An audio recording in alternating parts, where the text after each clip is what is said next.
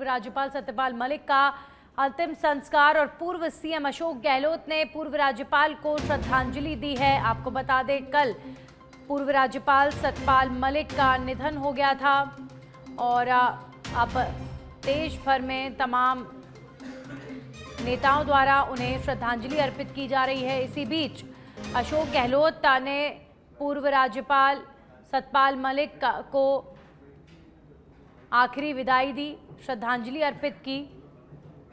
ये तस्वीरें आप देख रहे हैं। आज अशोक गहलोत पूर्व राज्यपाल सत्यपाल मलिक के अंतिम संस्कार से पहले उनको श्रद्धांजलि अर्पित करने पहुंचे। अजमेर में किशनगढ़ एयरपोर्ट की जमीन अधिग्रहण से जुड़े मुआवजा प्रकरण में बुधवार को बड़ा कदम उठाया गया है। जिला कलेक्टर वंदना खोरवाल के न्यायालय के आदेश पर कोर्ट के नाजिर ने टीम के साथ एडीएम कार्यालय के बाहर मुनादी करवाई और नोटिस चस्पा किए। नोटिस में संबंधित पक्षों को 8 अगस्त को न्यायालय में पेश होने के निर्देश दिए गए। ये मामला एयरपोर्ट के लिए अधिग्रहित भूमि के मुआवजे से जुड़ा हुआ है। जानकारी के अनुसार लगभग 1 करोड़ 22 लाख रुपए का बकाया मुआवजा इस मामले में विवादित है। परिवादी मूल सिंह और जगजीत सिंह ने सरकार द्वारा निर्धारित मुआवजा राशि लेने से इनकार कर दिया था, जिसके कारण ये विवाद लंबित है। सरकार और परिवादियों के बीच समझौता नहीं होने पर यह प्रकरण न्यायालय में विचाराधीन है और अब न्यायालय से कार्यवाही को आगे बढ़ाते हुए संबंधित पक्षों को स्पष्ट रूप से नोटिस जारी किया गया है। 8 अगस्त को कोर्ट में पेश होकर अपना पक्ष रखें। अवार्ड पारित हुआ था मूल सिंह और जगजीत सिंह के पक्ष में 2022 में अवार्ड पारित हुआ। उसकी राशि है एयरपोर्ट जो बना ना, उसकी भूमि वापसी को लेके नहीं कुर्क चस्पानगी कर दिया। अब ये बिल्डिंग है ना बेचान हस्तांतरण किसी प्रकार का नहीं करेंगे, खुर्द-बुर्द नहीं करेंगे। कितनी राशि है टोटल है ना 1 अरब 20 करोड़।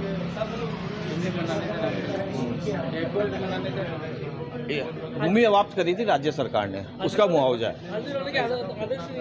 8 को ही अपने आपत्तियां प्रस्तुत कर देंगे न्यायालय में। इसमें अवार्ड पारित हुआ था। और अब खबर सीकर के लक्ष्मणगढ़ से है, जहां पर मार्क्सवादी कम्युनिस्ट पार्टी ने बिजली के मीटर के खिलाफ विरोध प्रदर्शन किया है। विरोध प्रदर्शन में 11 सूत्रीय मांगों को लेकर एसडीएम मोहर सिंह मीणा को ज्ञापन सौंपा गया। मार्क्सवादी कम्युनिस्ट पार्टी के तहसील अध्यक्ष मोहन सिंह फौजी के नेतृत्व में ज्ञापन दिया गया। ज्ञापन में बताया गया कि बिजली विभाग द्वारा स्मार्ट मीटर लगाना बंद किया जाए। पार्टी के सचिव बनवारी लाल नेहरा ने बताया कि सरकार द्वारा स्मार्ट बिजली के मीटर लगाकर जनता के साथ धोखा और पूंजीपतियों की कंपनियों को फायदा दिया जा रहा है। साथ ही कहा कि अगर मांगे नहीं मानी गई तो इसके विरोध में पार्टी बड़ा आंदोलन करेगी। कम्युनिस्ट पार्टी द्वारा आज विरोध प्रदर्शन किया गया है। जो हमारे यहाँ के स्मार्ट मीटर राजस्थान सरकार लगा रही है उसके विरोध में, और जो यहाँ की क्षेत्र की जन समस्याएं हैं उन सब को लेकर के हम आज विरोध प्रदर्शन किया है और उसका हमने एसडीएम उपखंड अधिकारी को इसका ज्ञापन दिया गया है।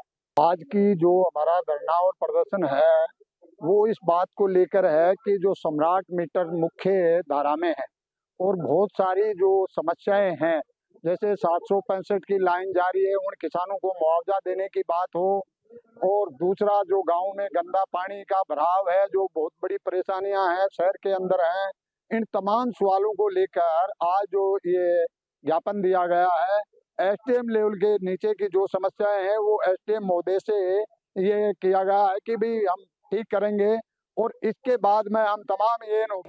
और अब खबर कोटा के रामगंज मंडी से है, जहां पर ताकली बांध से विस्थापित 7 गांव के ग्रामीणों ने अपनी 5 सूत्रीय मांगों को लेकर जल सत्याग्रह आंदोलन शुरू कर दिया है। ग्रामीण अपनी मांगों को लेकर ताकली बांध पहुंचे, जहां पर पहले से मौजूद पुलिस प्रशासन ने उन्हें रोकने की कोशिश की। ऐसे में महिलाओं ने पुलिस प्रशासन की बैरिकेड को तोड़कर धरना स्थल पर पहुंची। ग्रामीणों ने चेतावनी दी है कि जब तक उनकी 5 सूत्रीय मांगे पूरी नहीं होंगी तो वे ताकली बांध पर आमरण अनशन और जल सत्याग्रह आंदोलन करेंगे।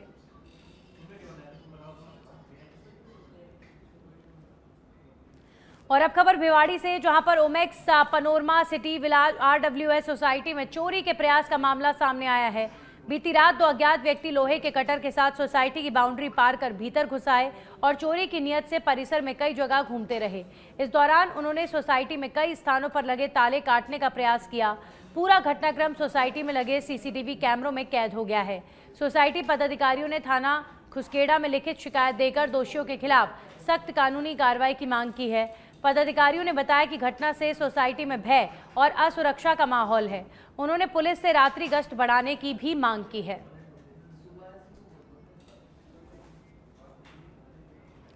वहीं उदयपुर से खबर, राइजिंग राजस्थान एमओयू प्रगति की समीक्षा कलेक्टर नमित मेहता की अध्यक्षता में बैठक हुई है। राइजिंग राजस्थान समिट के दौरान हुए एमओयू की जानकारी ली गई। अलग अलग स्टेज पर लंबित प्रकरणों की समीक्षा करते हुए दिए निर्देश। बैठक में एडीएम दीपेंद्र सिंह समेत संबंधित विभागों के अधिकारी रहे उपस्थित।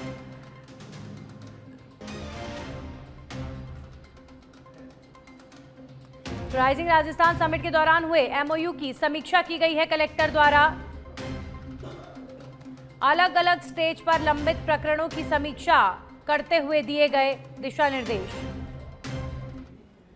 नगर परिषद प्रतापगढ़ में व्याप्त भ्रष्टाचार के विरोध में कांग्रेस पार्टी ने जोरदार प्रदर्शन किया है। यह आंदोलन नगर परिषद में नेता प्रतिपक्ष सुशील गुर्जर के नेतृत्व में किया गया, जिसमें बड़ी संख्या में कांग्रेस कार्यकर्ता और पदाधिकारी शामिल हुए। प्रदर्शन की शुरुआत किला परिसर से हुई, जहां से जन आक्रोश रैली निकाली गई। रैली शहर के मुख्य मार्गों से होती हुई नगर परिषद कार्यालय पहुंची, जहां पर कांग्रेस कार्यकर्ताओं ने महाघेराव कर धरना शुरू किया। मौके पर पुलिस उपाधीक्षक गजेंद्र सिंह राव के नेतृत्व में भारी पुलिस बल तैनात रहा और प्रदर्शनकारियों से लगातार समझाइश की। आंदोलन के अंत में कांग्रेस कार्यकर्ताओं और प्रतिपक्ष नेता ने पुलिस को गिरफ्तारी दी। इस दौरान भी कार्यकर्ताओं ने भ्रष्टाचार के खिलाफ जमकर नारेबाजी की। नगर परिषद प्रतापगढ़ के खिलाफ शांति प्रिय तरीके से एसडीएम साहब से परमिशन लेकर के, प्रशासन से हमने परमिशन लेकर के एक आक्रोश रैली निकाली, तो किला परिसर से सदर बाजार होते हुए नगर परिषद पहुंची और हमने धरने के लिए परमिशन ली थी। सारे नगर के टेंट व्यवसायियों को नगर परिषद सभापति के पति प्रहलाद गुर्जर और नगर परिषद आयुक्त ने। वहीं अलवर जिले में हुई दो अलग अलग घटनाओं में दो मासूम बच्चे बुरी तरह झुलस गए, जिन्हें गंभीर हालत में अलवर जिला अस्पताल में भर्ती कराया गया है।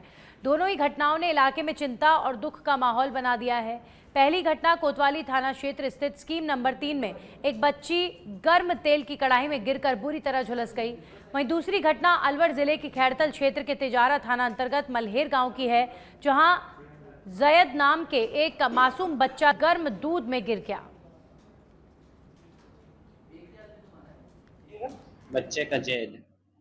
क्या घटना हुई है? ये दूध से जला है। कैसे जला? वो पतीला वो गैस से उतार के रख दिया था, उसमें ठुकरा गए तो फिर इसके ऊपर उस पे ही जा पड़ा है बच्चा। कितनी उम्र बच्ची की? 2.5 साल। नाम क्या बच्ची का? ना वो बंदी का बंदी का उम्र कितनी है?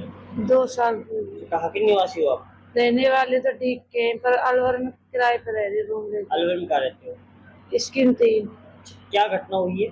सब्जी में गिर गई कढ़ाई में, कैसे गिर गई? बच्ची ने धक्का दे दिया। खेलते टाइम वैसे ही खेल रहे हैं आपसे, सिलेंडर के पास खड़ी तो उसमें कर दी। नाम क्या बच्ची का?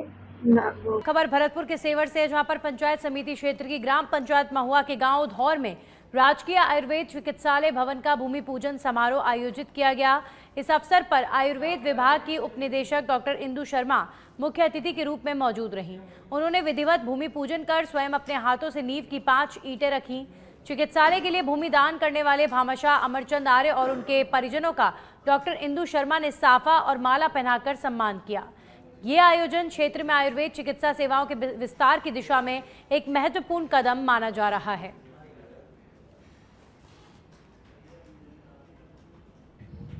आज हम सब यहाँ धूर में नई बिल्डिंग के निर्माण के लिए भूमि पूजन के लिए आए हैं, क्योंकि हमारा जो धूर में हॉस्पिटल बना हुआ है वो डूब क्षेत्र में बना हुआ है, पोखर के किनारे है। इस समय भी उसमें पानी भरा हुआ है और बिल्कुल जीर्ण शीर्ण है, गिरने की स्थिति में है। रोज़ आए दिन हम घटनाएं देख रहे हैं, स्कूलों की बिल्डिंगें गिर रही हैं, कहीं पट्टियाँ गिर रही हैं, कहीं फर्श बैठ रहे हैं। तो उस स्थिति को देखते हुए हमने धूर गाँव में बात की, तो बात करने पर एक भामाशाह हमारे सामने आए, अमरचंद जी, जिन्होंने अपनी भूमि दान में दी है हमको हॉस्पिटल बनवाने के लिए। आयुर्वेद हॉस्पिटल का निर्माण उसमें होगा। वहीं झुंझुनू के नवलगढ़ क्षेत्र के कुमावास गांव से एक दिल दहला देने वाला मामला सामने आया है, जिसने पूरे इलाके को झकझोर कर रख दिया है। यहां एक व्यक्ति के तहत बंदूक से 25 से अधिक का बेजुबान कुत्तों की हत्या कर दी गई। 2 और 3 अगस्त को हुई इस निर्मम वारदात का एक वीडियो सोशल मीडिया पर वायरल होने के बाद पुलिस हरकत में आई है और जांच शुरू की गई है। वीडियो में साफ देखा जा सकता है कि एक व्यक्ति बंदूक लेकर खुलेआम कुत्तों पर फायरिंग कर रहा है। वीडियो के सामने आते ही पूरे क्षेत्र में आक्रोश की लहर दौड़ गई है। बेजुबान जानवर के साथ इस तरीके का सलूक ये निंदनीय है और ऐसे लोगों के खिलाफ कार्रवाई होनी चाहिए। पशु प्रेमियों और ग्रामीणों ने इस नृशंस कृत्य की कड़ी निंदा की है और आरोपी के खिलाफ सख्त कार्रवाई की मांग अब की जा रही है। झुंझुनू में इस व्यक्ति के लिए आप क्या कहेंगे? क्या ये इंसान कहलाने लायक है जो इतने सारे बेजुबान जानवरों को की हत्या करता हुआ नजर आ रहा है? आप देखिए, एक बंदूकधारी घूम घूम कर श्वान को गोली मारता हुआ नजर आ रहा है। संज्ञान में आया था जिसमें कोई व्यक्ति और कुत्ते, मरे हुए कुत्ते दिख रहे थे, उसके खिलाफ हमने प्रकरण पंजीबद्ध किया है। जो व्यक्ति उसमें दिख रहा है उसके खिलाफ हमने नामजद मुकदमा दर्ज कर लिया है, जिसमें सुसंगत बीएनएस की धाराओं और आर्म्स एक्ट में मुकदमा दर्ज किया गया है। जल्दी उसको दस्तयाब कर और प्रकरण का पूर्ण खुलासा करेंगे। जैसा कि लोग बता रहे हैं कि बकरी के ऊपर अटैक किया गया था किसी जानवर। और इस खबर पर हमारे सहयोगी सुजीत जुड़ चुके हैं। सुजीत, इस व्यक्ति के लिए क्या कहें आप? इंसान कहलाने लायक ऐसे लोग नहीं होते हैं। इस बेजुबान जानवरों के साथ ये व्यक्ति ऐसा सलूक क्यों कर रहा था? इसे गिरफ्तार किया गया कि नहीं किया गया अभी तक? क्योंकि कड़ी सजा मिलनी चाहिए इसे। जी बिल्कुल, आपको बता दूं कि झुंझुनू के कुमावास गांव का ये पूरा मामला बताया जा रहा है, जिसमें 25 से ज्यादा कुत्तों की हत्या की गई है। बंदूकधारी है, उसने घूम कर कुत्तों को गोली मारी है और वारदात का जो वीडियो है वो सोशल मीडिया पर वायरल हो रहा है और गांव के अंदर वो हड़कंप मचा हुआ है। साथ ही पुलिस का कहना है कि आरोपी की पहचान है वो शिवचंद बावरिया के रूप में हुई है। पुलिस अधीक्षक ने बताया कि आरोपी के खिलाफ आर्म्स एक्ट सहित कई धाराओं के अंदर मामला दर्ज कर लिया है और आरोपी की गिरफ्तारी के लिए जगह जगह दबिशें दी जा रही है। जी सुजीत, वैसे जो आसपास इलाके के लोग हैं, क्या उन्होंने कोई जानकारी दी है क्या? क्योंकि ऐसे लोग तो कहीं ना कहीं, ये तो मानसिक रूप से बीमार कहीं ना कहीं व्यक्ति होगा जो इस तरह की हरकत कर रहा है। क्योंकि ऐसा क्या दुश्मनी से श्वान से, कुत्तों से थी कि ये इतने सारे श्वान को एकदम से मारने निकल पड़ा? जी बिल्कुल, आपको बता दूं कि पूरा प्रकरण है ये तो आरोपी की गिरफ्तारी के बाद ही खुलासा हो पाएगा कि इतने बेजुबान जो कुत्ते थे उनकी हत्या क्यों की गई, गोली मारकर हत्या क्यों की गई। लेकिन 2 और 3 अगस्त को ये निर्मम वारदात है उसको अंजाम किया गया। वहीं इसका जो वीडियो है वो सोशल मीडिया पर वायरल हो रहा है और झुंझुनू पुलिस अधीक्षक है ब्रजेश ज्योति उपाध्याय, उनका कहना है कि आरोपी के खिलाफ आर्म्स एक्ट कई धाराओं के अंदर प्रकरण दर्ज किया गया। वहीं आरोपी की गिरफ्तारी के लिए जगह जगह। चलिए, शुक्रिया सुजीत आपका तमाम जानकारियों के लिए। तो अभी फिलहाल पकड़ा भी नहीं गया है ये व्यक्ति और इसे पकड़कर पुलिस ऐसी सजा दे, कोर्ट ऐसी सजा दे कि याद रहे, क्योंकि बेजुबान जानवर का हत्यारा अभी फिलहाल पुलिस की गिरफ्त से बाहर है। वहीं मुख्यमंत्री भजनलाल शर्मा ने दी भूमि आवंटन की स्वीकृति। मुख्यमंत्री ने विद्युत उपकेंद्र के लिए भूमि आवंटन की स्वीकृति दे दी है। जैसलमेर के फुसर में 765 केवी में स्थापित होगा विद्युत उपकेंद्र। तो सीएम की तरफ से विद्युत उपकेंद्र के लिए भूमि आवंटन की स्वीकृति, ये बड़ा फैसला सीएम की तरफ से प्रदेश के विकास के लिए। जैसलमेर में 765 केवी में स्थापित होगा विद्युत उपकेंद्र। इस विद्युत उपकेंद्र के बनने से जाहिर तौर पर बहुत सारे लोगों को रोजगार भी बढ़ेगा। क्षेत्र में जो बिजली की समस्या रहती है उससे भी लोगों को निजात मिलेगी। अब खबरों में आगे बढ़ेंगे, बात करेंगे प्रदेश भर में लगाए जा रहे बिजली के स्मार्ट मीटर का विरोध लगातार बढ़ता जा रहा है और इसी क्रम में आज लाडनू विधायक मुकेश भाकर के नेतृत्व में सैकड़ों लोगों ने जिला कलेक्ट्रेट का घेराव किया है। इस दौरान उन्होंने नारेबाजी कर विरोध प्रदर्शन किया। साथ ही कलेक्ट्रेट में जबरन घुसने का प्रयास भी किया गया, लेकिन पुलिस ने उन्हें रोक लिया। इसके बाद विधायक ने मुख्यमंत्री के नाम जिला कलेक्टर डॉक्टर महेंद्र खड़गावत को ज्ञापन सौंपकर स्मार्ट मीटर लगाने की प्रक्रिया पर रोक लगाने की मांग की है।